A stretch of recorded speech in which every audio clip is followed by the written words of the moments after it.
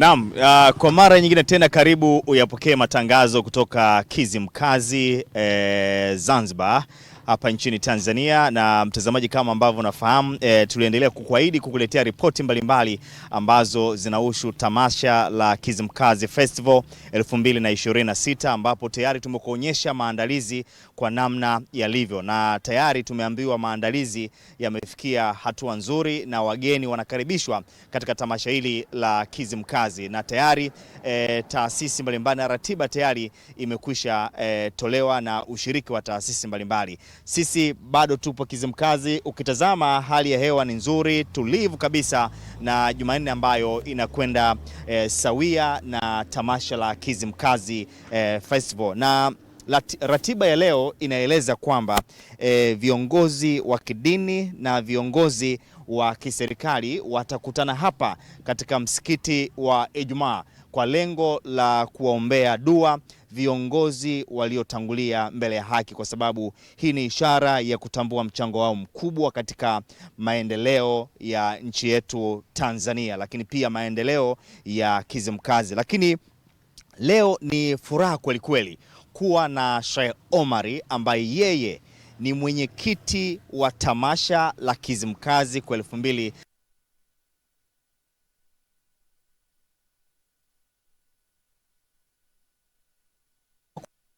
ratiba ya leo, ambapo viongozi wa dini, bila kusahau viongozi wa kiserikali, wananchi wa Kizimkazi na hata wale wa nje ya Kizimkazi watashiriki katika dua ya kuombea viongozi waliotangulia mbele ya haki. Mimi ni Emmanuel Mwaka Posela, mpiga picha ni Kim Geoffrey Magawa. Karibu katika mwendelezo wa kupata taarifa mbalimbali kutoka Kizimkazi kwa mama. Na assalamu alaikum Sheikh Omari. Wa alaikum assalam wa rahmatullahi wa barakatuh. Ndio. Kwanza nikupe hongera kwa kuwa mwenyekiti wa tamasha la Kizimkazi 2026. Hili ni jukumu kubwa kulikweli. Hongera sana. Asante sana ndugu.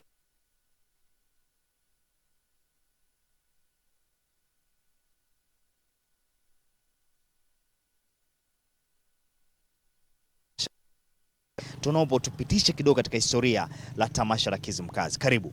Asante sana ndugu mtangazaji. Kwa majina naitwa Mahfoudh Said Omar, mwenyekiti wa tamasha la Kizimkazi, Kizimkazi Festival.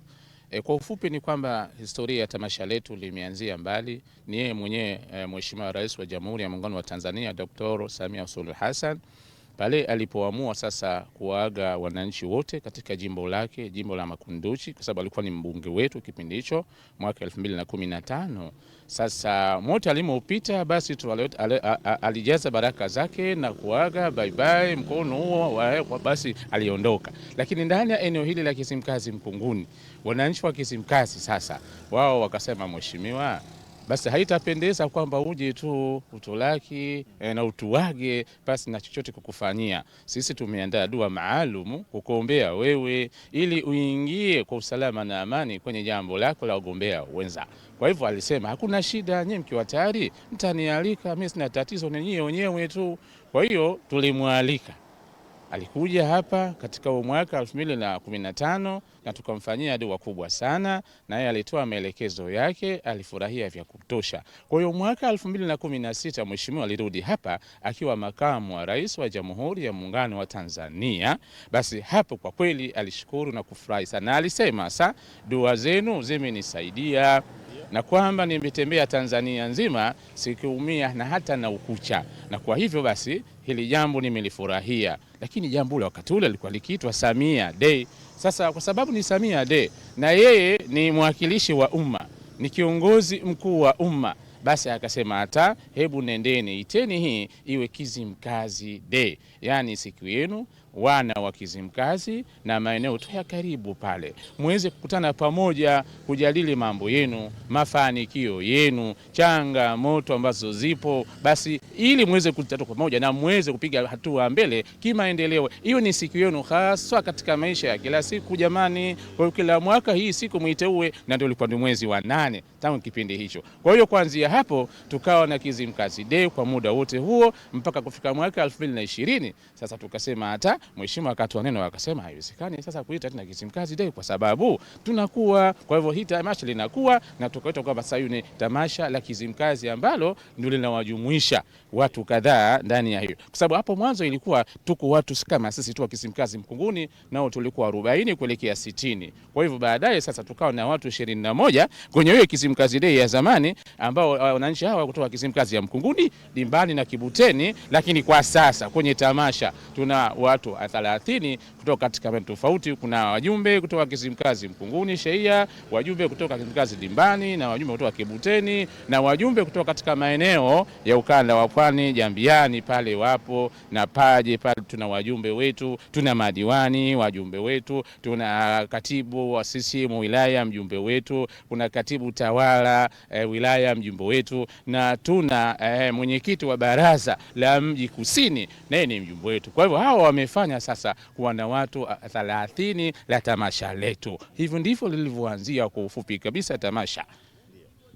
Asante kwa historia na ufahamu ya kwanza kwamba lilianza kama Samia Day na yeye akasema hili liwe tamasha la wana Kizimkazi, basi liitwe Kizimkazi Festival. Na umeniambia lilianza na watu 40. Hao watu 40 walikuwa wanakutana wanafanya nini? Watu 40 hawa walikuwa wanakutana wanapanga ni kamati hii ambayo inaratibu, inapanga mambo yote ya lazima na ya msingi ya tamasha letu, kujadili nini tunakifanya na wapi tufanye, nani tuashirikishe na yepi tuyapate. Lakini lengo ilikuwa ni kufanikisha maendeleo ya Kizimkazi. Nadhani alikuwa na uwezo wa kusema acha itwe siku ya Samia kwa sababu yeye ndio kiongozi na yeye ndio imekuwa chanzo cha Samia Day, lakini amelitengeneza kwa maana ya kulimilikisha kwa wana Kizimkazi, akaondoa jina lake. Mabadiliko ya kwenda Kizimkazi Festival au tamasha la Kizimkazi yamebadilisha nini hasa? Mabadiliko hasa ya kwenda kwenye Kizimkazi Festival yamebadilisha mambo mengi sana. Miradi mingi tu ya maendeleo tumeshaipata, lakini pia tuna ile kwamba kukutana na pamoja, kushirikiana kwa wakati mmoja, vile vile kuwa na uhusiano mzuri baina ya Kizimkazi zote mbili na Kibuteni na miji jirani, ile tumeliweza. Lakini pia sasa kuibua fursa hizo za miradi ya maendeleo tumeliweza, lakini pia kurithisha tamaduni zetu za wana wa Kizimkazi tumeliweza, lakini pia kutangaza fursa za kiuchumi ambazo zimo ndani ya ardhi yetu ya Kizimkazi. Yote hayo tumeyaweza, ndio sababu sasa tukasema tuna faida kubwa kuna tamasha. Ushiriki wa taasisi za kiserikali za Jamhuri ya Muungano wa Tanzania na SMZ, Serikali ya Mapinduzi ya Zanzibar, katika tamasha hili la Kizimkazi imeleta chachu gani? Kwa kweli imeleta chachu nzuri kweli kweli. Manake hatusemi, lakini wameshiriki katika kikamilifu katika ile upekee wa kushiriki, hasa wamelipokea tamasha. Tena serikali zote mbili za Zanzibar pamoja na Jamhuri ya Tanzania wote wamepokea kwa furaha na shauku, na kwa kweli hili jambo ni la kwao. Na ndio maana Mheshimiwa Rais wa Tanzania yeye alisema sasa hili tamasha sasa liwe katika sasa sehemu ya historia katika matamasha makuu ya Zanzibar, nalo liwemo kusudi kwamba hata yeye akingatuka au akiachia tungazi ya kistaafu hili jambo liendelee lisife kabisa. Okay. Sawa sawa. Na tupe ratiba. Tunafahamu kesho ndipo ambapo tamasha la Kizimkazi Festival kwa 2026 tarehe 12 mpaka tarehe 14 litaanza na wananchi watajumuika. Wanasema si sherehe tu bali na pamoja na fursa, lakini ratiba imekaje? Ratiba kwa kesho tunakwenda kwenye matembezi katika eneo la Kibuteni kuelekea Kizimkazi Dimbani, ambapo nyumba ya ofisi za maendeleo Kizimkazi Dimbani tutakuwa na uzinduzi hasa wa tamasha letu asubuhi kuanzia saa 12 hapo, na mgeni rasmi ni Rais wa Zanzibar na mwenyekiti wa Baraza la Mapinduzi Mheshimiwa Dr. Hussein Ali Hassan Mwinyi. Baadaye kuna maonyesho hapo, atapitia maonyesho mheshimiwa yule, na mengine mengi yataendelea katika siku ya kesho katika kufungua miradi katika maeneo mbalimbali. Kwa tuna tawi la CCM Kibuteni ambalo linakwenda kufunguliwa huku rasmi, ambalo ni jipa limejengwa mwaka huu kwenye vivuli vya tamasha la Kizimkazi Festival. Sasa leo katika msikiti wa Ijumaa inakwenda kufanyika dua ya kuombea viongozi waliotangulia mbele ya haki.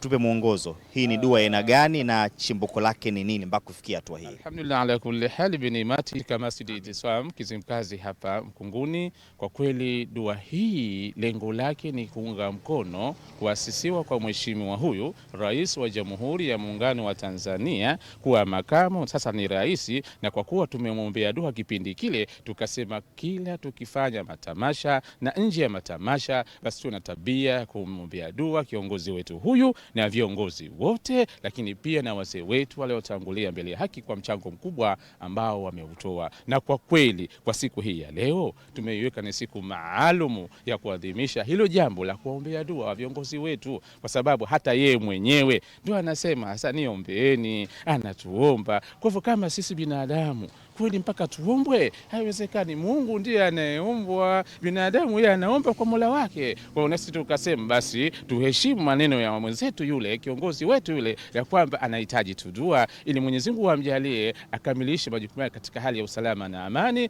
na aipeleke nchi kule kunakotakiwa kama Mungu anavyotaka mwenyewe. Kwa kweli hili jambo ndo lipo, tunaliendeleza na tumewaalika viongozi wengi wa serikali lakini pia na wa dini, na hapa leo basi mgeni rasmi wa shughuli yetu ya dua tunategemea atakuwa Mheshimiwa Mufti Mkuu wa Zanzibar Sheikh Omar Saleh Kabi. Kabisa. Kwa hivyo tupo katika mazingira hayo. Sasa na naomba tumie nafasi hii kuwakaribisha wana Kizimkazi lakini pia na wale wote walioko nje ya Kizimkazi kuhakikisha kwamba wanashiriki katika tamasha hili la Kizimkazi, na uambie kwamba hali ya maandalizi kwa ujumla imefikia katika mazingira gani? Wetu wa Tanzania na Zanzibar tutakuwa Malaysia al-karami burizi walaham walakini al-karama sururi wa tabasamu, si ukarimu kumkaribisha mgeni kwa kumpikia wali na mchuzi wa nyama, lakini ukarimu kumkaribisha mgeni kwa furaha na tabasamu. Kuna kiti wa kamati la Kizimkazi wakati huo ni wa Masjid Itiswam ndani ya Kizimkazi Mkunguni. Naichukua fursa hii kuwakaribisha wageni wetu wote pote pale walipo, kwamba tamasha lipo na linaendelea ratiba zake, na kwamba watu waje ni salama na amani na kunafikika, watu unge mkono kwa maendeleo ya pamoja, na kwamba tamasha sasa limefikia kwa asilimia 99 kwa maandalizi ya mwaka huu tangu lilipoanza, na hatujakwama, hatujafeli, tunakwenda vizuri na Mungu atujalie kwa dua zetu. Huu ni mwaka wangapi? Huu ni mwaka wa 11 wa kitamasha, lakini tumefanikiwa kuyafanya matamasha hayo. Huu ni mwaka wa 10. Na utofauti wake kwa mwaka huu na matamasha mengine ni upi hasa? Utofauti wake ni kwamba mwaka huu tamasha limekuwa la siku 3, tofauti na matamasha mengine ambayo ilikuwa pengine siku 11, 12 au wiki 2 kwa ujumla. Kwa hivyo hii ndio tofauti yake, lakini pia kuna wageni wengine wa nje ya nchi ambao wanatarajiwa kuja hapa, na marais wa nje ya nchi tumeambiwa hapa watakuja kuunga mkono mambo yetu haya. Sasa hii ni tofauti kubwa ambayo kwa miaka mingi haijapata kutokezea. Ndio kabisa. Sasa na mtazamaji, ni Sheikh Omari ambaye ni mwenyekiti wa tamasha la Kizimkazi ambalo linafanyika kuanzia tarehe 12 hadi tarehe 14 mwaka huu 2026 Kizimkazi hapa, ambapo wana Kizimkazi tayari wamekwisha itika na kuendelea kuhakikisha kwamba wanashiriki katika tamasha hili la Kizimkazi, ambapo kutakuwa kuna ratiba nyingi ikiwemo uzinduzi wa miradi mbalimbali, lakini kesho Rais wa Serikali ya Mapinduzi ya Zanzibar Mheshimiwa Dr.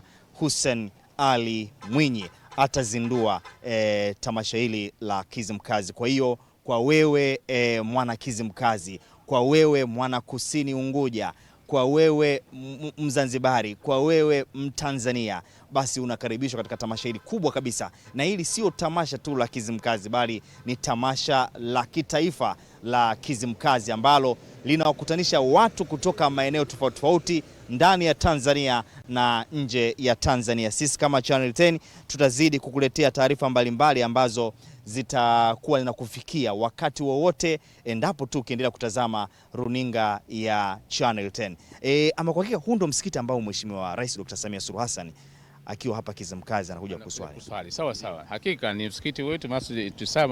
Hata jina lenyewe amelitoa yeye kwamba jina letu basi liwe Masjid Itisam, msikiti wa Jumaa Kizimkazi Mkunguni, na maana yake ni msikiti wenye mshikamano. Hiyo ndio maana Masjid Itisam. Itisam maana yake mshikamano. Kwa hivyo aliona mbali kweli kwamba bila mshikamano hakuna kinachoenda. Kwa hivyo na nyinyi shikamaneni, si Kizimkazi tu bali hata Tanzania kwa jumla tushikamane. Nimeona moja ujumbe kwenye tamasha la Kizimkazi ni kuhamasisha umoja, na unatumia nafasi gani ukiwa kama kiongozi wa dini kupeleka ujumbe kwa Watanzania kuhakikisha kwamba tunashikamana, ikiwa Mheshimiwa Rais Dr. Samia Suluhu Hassan naye aliwahamasisha ninyi wana Kizimkazi muhakikisha kwamba mnashikamana. Kushikamana ina maana kwamba ni kuwa na umoja. Kwa hakika kama kala Allahu Ta'ala, wahtasimu bihablillahi jami'a wala tafarraku, kwamba shikamaneni katika kamba ya Mwenyezi Mungu na wala msifarakane. Kwa hiyo ina maana sasa jambo hili ni jambo ambalo ni ahadi yake Mwenyezi Mungu, amri yake Mwenyezi Mungu, na bila shaka sisi wajibu wetu basi kushikamana, kwa sababu bila mshikamano hakuna kitu ambacho kitafanikiwa katika maisha ya kila siku. Kwa hivyo dini zenyewe ndio zinasema watu washikamane, vitabu vya Mungu vinatuongoza hivyo. Kwa hiyo wanadamu nafsi zetu zinyooke katika mambo ya kheri, mambo ambayo Mungu anayataka tuende nayo hivyo hivyo ambavyo anataka yeye Mwenyezi Mungu, kwani mafanikio yote yako kwa Mwenyezi Mungu Subhanahu wa Ta'ala. Na kwa hivyo sasa basi tukaweza sisi kushikamana, basi ndio tupo hapa tunashikamana. Naona ukuja hapa wote kutoka mbali basi tunashikamana. Mlengo na madhumuni ni kutaka mambo haya ya kheri yaendelee na maendeleo kwa jumla yawe kwa wote bila ya ubaguzi. Ndio.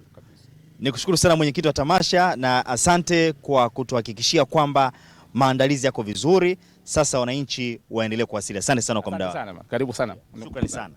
Asante sana. Karibu tena. Haya.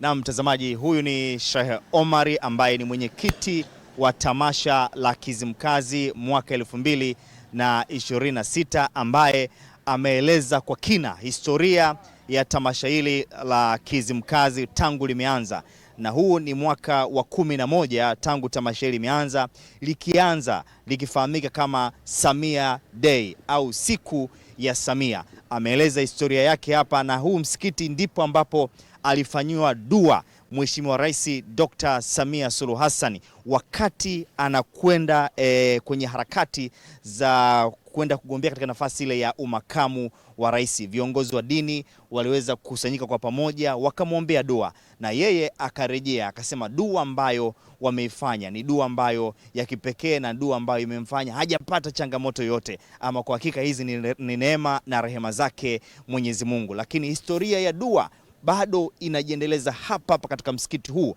ambao akiwa hapa Kizimkazi Mheshimiwa Rais Dr. Samia Suluhu Hassan huwa anakuja hapa kujumuika na Kizimkazi na kuswali katika msikiti huu. Ama kwa hakika bado imeonyesha kwamba kiongozi aliyeko madarakani ni kiongozi ambaye mwenye hofu ya Mungu. Mtazamaji, haya yote ni kuelekea Kizimkazi Festival 2026. Ukitazama katika mazingira mbalimbali ya Kizimkazi hapo utashuhudia pilika za wananchi wa Kizimkazi wakiwa tayari kwa ajili ya kushiriki tamasha hili kubwa zaidi. Na hapa kinachoendelea ni kuwasili kwa waumini wa dini ya Kiislamu, lakini pia kuwasili kwa viongozi mbalimbali wa kiserikali ambao watashiriki katika dua hii maalum ya kuombea viongozi, lakini pia kushiriki kwa watu mbalimbali wageni ambao wamewasili katika tamasha hili la Kizimkazi. Lakini ni kueleza tu kwamba nimeongea muda mfupi uliopita na Mheshimiwa Mkuu wa Mkoa wa Kusini Unguja. Ameeleza kwamba hali ya usalama ni ya kutosha na vyombo vya ulinzi na usalama viko safi kabisa kuhakikisha kwamba wewe mwana Kizimkazi, wewe mshiriki wa tamasha la Kizimkazi utafika salama na utarejea salama. Ama kwa hakika Kizimkazi Festival 2026 kumenoga, wanakuambia ni shangwe na fursa katika Kizimkazi hii.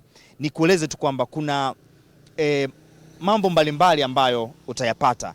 Miongoni mwa mambo ni kuzifahamu fursa mbalimbali ambazo zinapatikana Zanzibar, kwa sababu kuna taasisi mbalimbali za kiserikali ambazo zimeshiriki ambazo zitakueleza ni fursa gani. Na kama ambavyo unafahamu, Zanzibar hivi sasa inatekeleza sera ya uchumi wa bluu, ambapo Mheshimiwa Rais Dr. Hussein Ali Mwinyi ametekeleza kwa vitendo kuhakikisha kwamba Wazanzibari kwa ujumla wananufaika na sera yake ya uchumi wa bluu. Na nikueleze, uchumi wa bluu hauishii tu baharini, bali unaishia mpaka nchi kavu, kwa sababu wale watakaohifadhi samaki ni Wazanzibari, wavuvi ni Wazanzibari, lakini pia wale ambao wataenda katika kujihusisha na kilimo cha mwani ni Wazanzibari. Nayo haitaishia tu baharini, bali itakuja mpaka nchi kavu. Lakini pia tumeshuhudia maboresho makubwa ambayo Serikali ya Mapinduzi ya Zanzibar ambayo imeyafanya katika ujenzi wa miundombinu, hasa barabara. Katika maeneo ya kiwekezaji, Serikali ya Mapinduzi ya Zanzibar imeweza kujenga miundombinu bora ambayo itahakikisha kwamba kwa wewe ambaye utakuja kuzitumia fursa hizi ambazo utazipata hapa Kizimkazi,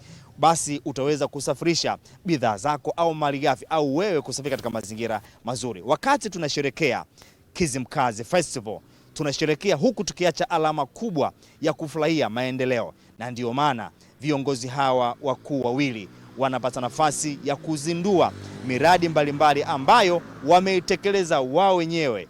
Wametekeleza kwa vitendo, waliahidi na sasa wametekeleza. Uzinduzi wa miradi hii ni ishara ya kuonyesha kwamba tulisema, tuliahidi, tumetekeleza. Basi tuache kazi iendelee. Ni alama ambayo wanakwenda kuiacha katika tamasha hili la Kizimkazi. Kwa hiyo wote wa Tanzania, macho na masikio yawe Kizimkazi. Nikiripoti kutoka hapa katika msikiti wa Ijumaa Kizimkazi Zanzibar, mimi ni Muhadim Mswahili kabisa, Emmanuel Mwakapotela. Usikae mbali na mimi kuhakikisha kwamba unazipata ripoti mbalimbali ambazo zinahusu tamasha la Kizimkazi mwaka 2026. Mpiga picha ni Kim Geoffrey Magawa. Nitakupa simulizi nyingi sana na hata za kitalii. Mswahili mimi, asante kwa leo. Wanakwambia usije ukapanda pantosha, kwa sababu ukipanda pantosha utavuna pankwisha. Twende sako kwa bako, unyo unyo katika tamasha hili la Kizimkazi.